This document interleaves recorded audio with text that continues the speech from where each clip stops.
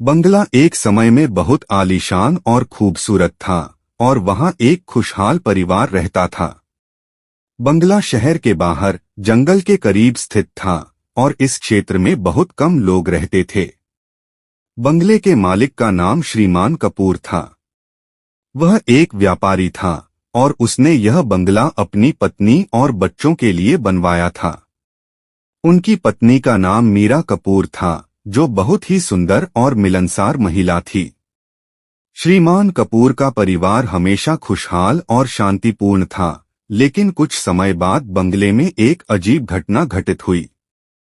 मीरा कपूर ने एक दिन अचानक बंगले में एक रहस्यमयी महिला को देखा, जो खड़ी थी और बहुत गुस्से में दिखाई दे रही थी। वह महिला बहुत डरावनी और बदसूरत दिखती थी और उसकी आंखों में क्रोध की झलक थी।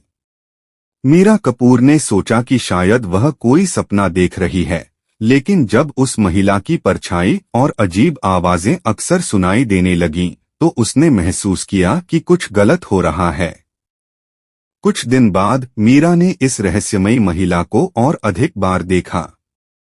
महिला कभी बाहर, कभी बगीचे में और कभी घर के अंदर दिखाई देती थी।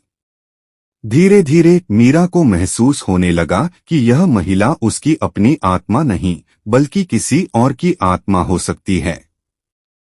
उसने श्रीमान कपूर को इसके बारे में बताया, लेकिन वह शुरू में इसे नकारते रहे, यह कहते हुए कि ये सब सिर्फ मानसिक भ्रम हो सकता है। लेकिन एक रात जब श्रीमान कपूर और मीरा दोनों सो रहे थे, उन्हें अचानक दरवाजे की खटखटाहट सुनाई दी।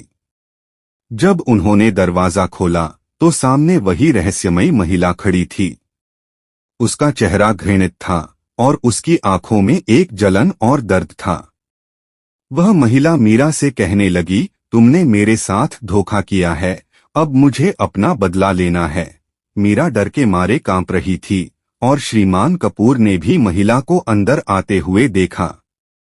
महिला ने बताया कि वह किसी जमाने में उसी बंगले की मालिक थी और उसकी मौत एक बहुत ही रहस्यमयी तरीके से हुई थी।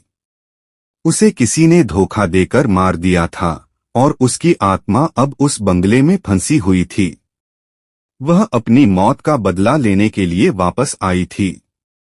इसके बाद मीरा और श्रीमान कपूर को एहसास हुआ कि उनके बंगले में सचमुच कोई भूत प्रेत है। वे बहुत डर गए और उन्होंने तंत्र मंत्र करने वाले एक तांत्रिक को बुलवाया ताकि वे इस भूत को वहां से बाहर निकाल सकें।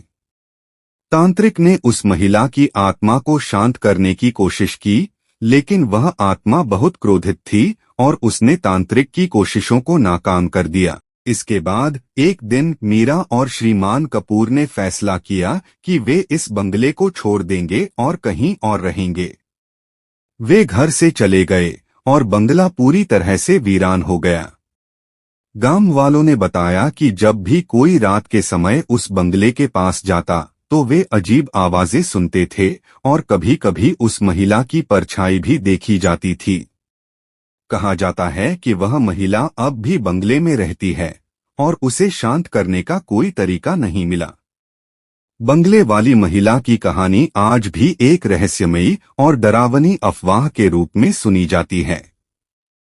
यह कहानी एक आत्मा के बदले की है जो अपनी मृत्यु के बाद भी शांति नहीं पा सकी और लोगों को परेशान करने लगी। इस कहानी ने यह सिखाया कि कभी कभी कुछ जगहों में भूतिया घटनाओं का रहस्य छिपा होता है और उस रहस्य को सुलझाना किसी के बस की बात नहीं होती।